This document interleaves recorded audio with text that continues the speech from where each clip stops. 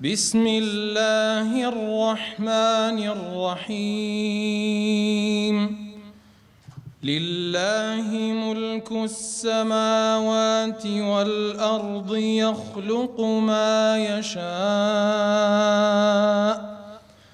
يهب لمن يشاء إناثا ويهب لمن يشاء الذكور أو يزوجهم ذكرانا وإناثا ويجعل من يشاء عقيما